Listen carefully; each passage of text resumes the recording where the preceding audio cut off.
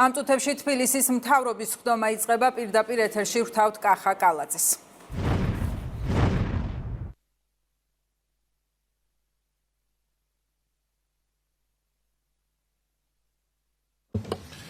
დღემშვიდობისა მოგესალმებით მეგობრებო.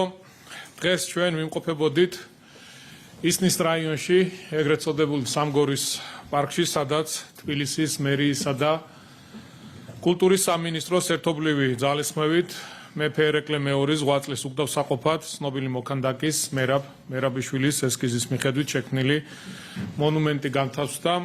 1975 წელს მისი ავტორობით შემუშავებული მოდელი მოცემულ მასშტაბში ქანდაკების სახით განხორციელდა. მე მინდა კიდევ ერთხელ ვისარგებლო შემთხვევით ძალიან დიდი მადლობა გადავუხადო მოქანდაკეებს, არქიტექტორს, ყველა იმ ადამიანს, ვინც ჩართული იყო აღნიშნული პროექტის განხორციელებაში.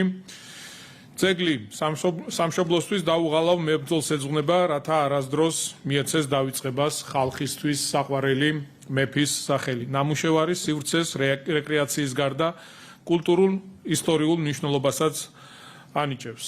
მე კიდევ ერთხელ დღეს ვისაუბრე ამაზე და კიდევ ერთხელ მინდა მადლობა გადავუხადო კულტურის სამინისტროს თანამშრომლობისთვის, მხარდაჭერისთვის, მინისტრს ქალბატონ თინათინ რუხაძეს, რადგან კიდევ ერთხელ როგორც აღნიშნე, მათი ჩართულობით მოხდა აღნიშნული პროექტის განხორციელება. უნდა აღინიშნოს ისიც, რომ თბილისის მერიის გარემოს დაცვის საქალაქო სამსახურმა სრული რეაბილიტაცია ჩაუტარა ეგრეთ წოდებულ სამგორის პარკში, იქვე არსებულ სივრცეს, რომელიც იყო ავარიულ მდგომარეობაში, მთლიანად იქნა რეაბილიტირებული, განახლებული, პროექტის ფარგლებში დაიგო ახალი ხელმცენარეები, თავისი სარწყავებით, განათებებით, ბავშვებისთვის ატრაქციონები. ერთი სიტყვით ძალიან მაგარი სივრცე შეიქმნა, ძალიან მაგარი გარემო არის. დღეს საღამოს 8 საათზე ყველას გეპატიჟებით, ჩვენ შეგვიძლია მივიდეთ, ერთად დავათვალიეროთ თუ როგორი შესრულებულია სამუშაოები.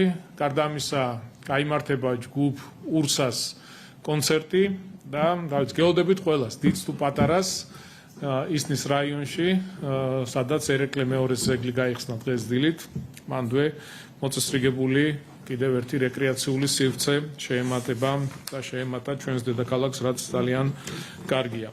თბილისის განვითარების ფონდი აქტიურად განაგრძობს დედაქალაქის ისტორიული არეალებში სარეაბილიტაციო სამუშაოებს. ჩვენ რამდენიმე დღის წინ გავხსენით განახლებული მოსწავლე ახალგაზრდობის ეროვნული სასახლე, გუშინ დავათვალიერეთ თბილისის განვითარების ფონდის მიერ რეაბილიტირებული კიდევ ერთი ისტორიული შენობა, რომელიც წინამძღვრიშვილის ქუჩა ნომერ 1-ში მდებარეობს. ჩვენთვის ძალიან მნიშვნელოვანია ამ ტიპის პროექტების განხორციელება, რა თქმა უნდა, მომდევნო წლების განმავლობაშიც გავაგრძელებთ აღნიშნული მიმართულების მხარდაჭერას. ბევრი კულტურული მემკვიდრეობის ძეგლის სტატუსის მქონე შენობა ნაგებობა გვაქვს თბილისში, რომელიც არის ავარიულ მდგომარეობაში, ჭირდება განახლება, რეაბილიტაცია. რა თქმა უნდა, მომდევნო წლებშიც დაეთმობა ყურადღება აღნიშნულ მიმართულებას. აქვევე მინდა მოგაწოდოთ ინფორმაცია, რომ უახლოეს მომავალში დაიწყება კიდევ ერთი მნიშვნელოვანი პროექტის განხორციელება. ეს არის სულხან-საბა, ორბელიანისა და ინგოროყვას ქუჩების სარეაბილიტაციო სამუშაოები, ქუჩის მოწესრიგება, იქვე ამ ქუჩებზე განთავსებული შენობა-ნაგებობების სრული განახლება, რეაბილიტაცია. ძალიან მნიშვნელოვანი პროექტია და როგორც გითხარით, რამდენიმე დღეში ძალიან მალე უკვე დავიწყებთ უშუალო სამუშაოების წარმოებას აღნიშნულ პროექტებთან დაკავშირებით. ახლა მინდა შევეხო ერთ ძალიან მნიშვნელოვან საკითხს. ჩვენ ამაზე გამოცხადებული გვქონდა მთელი რიგი კვლევები, ველოდებოდით პასუხებს. თემა ეხება სატრანსპორტო პოლიტიკას. ჩვენ 2017 წელს გადავდგით მნიშვნელოვანი ნაბიჯები და დავიწყეთ ძალიან მასშტაბური რეფორმა ჩვენი სატრანსპორტო პოლიტიკის მიმართულებით. პირველი დავიწყეთ საზოგადოებრივი ტრანსპორტის განახლება. ყველას გვახსოვს თუ როგორი ავტობუსები და მიკროავტობუსები ემსახურებოდა დედაქალაქის მოსახლეობას. ამორტიზირებული, გაუბედურებული, ძირგამომპალი. მთლიანად ჩავანაცვლეთ პარკი და დღეს ქალაქს ჰყავს ახალი ევროპული ტიპის ავტობუსი და მიკროავტობუსი. ჩვენთვის მთავარი ამოცანა და მიზანი არის, რომ საზოგადოებრივი ტრანსპორტი იყოს კომფორტული და გავხადოთ ყველასათვის ხელმისაწვდომი. როდესაც საუბრობთ საზოგადოებრივ ტრანსპორტზე, რა თქმა უნდა, მეტროს აქვს უდიდესი როლი აღნიშნულში. მეტროს რეაბილიტაცია, განახლება მომდევნო 4 წლის განმავლობაში იქნება ერთ-ერთი პირველი და მთავარი პრიორიტეტი. ჩვენ დავაანონსეთ ახალი ტრამვაის მშენებლობა, პირველი ხაზი ეს იქნება დიდი დიღმიდან დიდუბის მიმართულებით და მე დარწმუნებული ვარ იმაში, რომ ჩვენ შევძლებთ, რომ მხოლოდ ამ ერთი პროექტით არ შემოვიფარგლოთ, გავაგრძელოთ ტრამვაის ხაზების მშენებლობა თბილისის მასშტაბით და ეს მნიშვნელოვანი ტრანსპორტი, რომელიც წინა ხელისუფლების პირობებში წაართვეს თბილისს და თბილისელებს დავაბრუნოთ. გარდა ამისა, დღეს მინდა მოგაწოდოთ სიახლე ინფორმაციის სახით იმ კვლევებზე დაყრდნობით, რაზეც საუბრობდით. თბილისის მეტროში ვიცით, რომ გზავნაკადი ძალიან დიდია, განსაკუთრებით პიკის საათებში გვაქვს გამოწვევები. ჩვენ რამდენიმე მთავრობის ნომის წინ ვისაუბრეთ, რომ ახმეტელის მეტროსადგურზე და მარჯანიშვილის მეტროსადგურზე მეორე ამოსასვლელების და ჩასასვლელების პროექტს ვაკეთებთ, რაც ძალიან კარგია, მნიშვნელოვანია, თუმცა ვფიქრობ, რომ მარტო ეს არ არის გამოსავალი.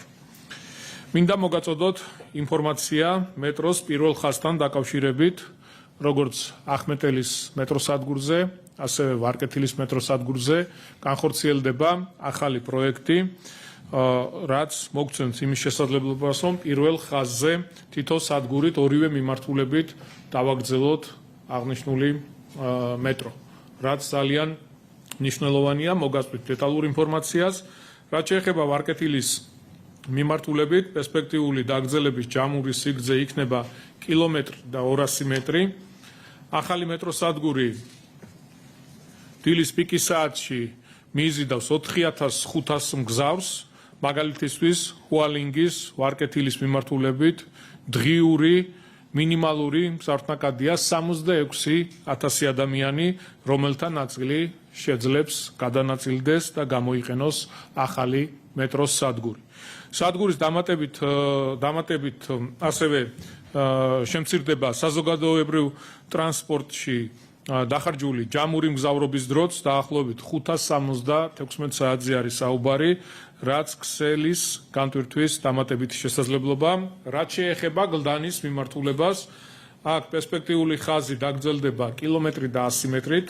დილის პიკის საათში კი ახალი სადგური მოიზიდავს 5500 მგზავრს.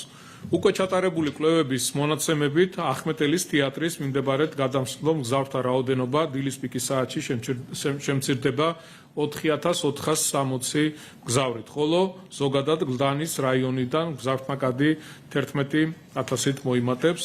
აღსანიშნავია, რომ ორივე საპროექტო სადგურის შემთხვევაში საგრძნობლად შემცირდება იმ მგზავრთა რაოდენობა, რომელსაც სადგურის მოედნამდე მისასვლელად სჭირდებოდა ორჯერ გადაჯდომა, ამასთან შემცირდება მათი მგზავრობის საერთო დრო, საუბარი არის თითქმის 20 წუთზე. პროექტი გააუმჯობესებს საფეხმავლო და ზოგად მისაწვდომობას, მეტროსადგურების უახლესი უბნები, მიზიდულობის წერტილებად იქცევა და გაიზრდება ეკონომიკური აქტივობა. მოძრაობის განტვირთვის შედეგად შემცირდება ნაკადებით გამოწვეული შეფერხება, როგორც მიმდებარე უბნებში, ისე მეტროსადგურების მიმდებარედ, ისედაც დატვირთული საზოგადოებრივი ტრანსპორტის გაჩერებებთან. ვფიქრობ, ძალიან მნიშვნელოვანი პროექტია და რა თქმა უნდა, მისი განხორციელება ჩვენთვის, ჩვენი გუნდისთვის იქნება ერთ-ერთი მთავარი პრიორიტეტი. უსმენდით კახა კალაძეს. არჩეული